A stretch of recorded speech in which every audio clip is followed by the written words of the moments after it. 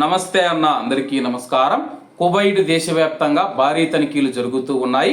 ఇందులో భాగంగా కువైట్లోని రిగ్గాయ్, పర్వానియా, కైతాన్ ప్రాంతాలలో పోలీసులు నిర్వహించిన విస్తృత తనిఖీలలో వివిధ దేశాలకు చెందిన 100 మంది ప్రవాసులను అరెస్టు చేశారు. అలాగే అరెస్ట్ అయిన వారిలో అరెస్టు వారెంట్లు ఉన్నవారు పట్టుబడ్డారని చెప్పేసి ఈ ఆపరేషన్లో కోర్టు కేసుల్లో ఉన్న పలు వాహనాలను స్వాధీనం చేసుకోవడంతో పాటు 407 ట్రాఫిక్ ఉల్లంఘనల కేసులు నమోదు చేసినట్లు అధికారులు తెలియజేశారు.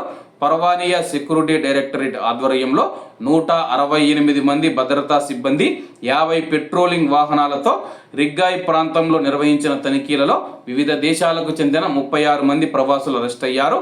వీరిలో గడువు ముగిసిన రెసిడెన్సీ కేసులకు సంబంధించి అరెస్టు వారెంట్లు ఉన్నవారు 13 మంది, అలాగే యజమానుల నుంచి పారిపోయిన వారు 12 మంది, వీసా కాలపరిమితి ముగిసిన వారు 4, సివిల్ కేసుల్లో ఉన్నవారు 3, మత్తు పదార్థాల కేసుల్లో ఉన్నవారు 3, లైసెన్సు లేకుండా మందులు విక్రయిస్తూ ఉన్న ఒక వ్యక్తిని అరెస్ట్ చేయడంతో పాటు న్యాయపరమైన చర్యల కోసం కావాల్సిన ఒక వాహనాన్ని పోలీసులు స్వాధీనం చేసుకున్నారు. మరోవైపు ట్రాఫిక్ మరియు ఆపరేషన్ విభాగానికి చెందిన general department of rescue police August 20న పర్వానియా, కైతాన్ ప్రాంతాలలో విస్తృత తనిఖీలు చేపట్టింది.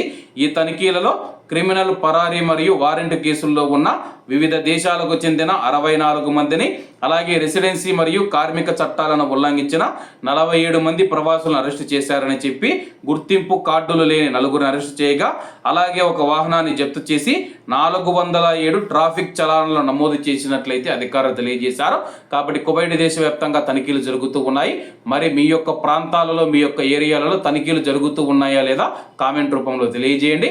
కాబట్టి అందరూ బాగుండాలి, ఎందులో మనం ఉండాలి. అందరికీ నమస్తే అన్న, జై హింద్.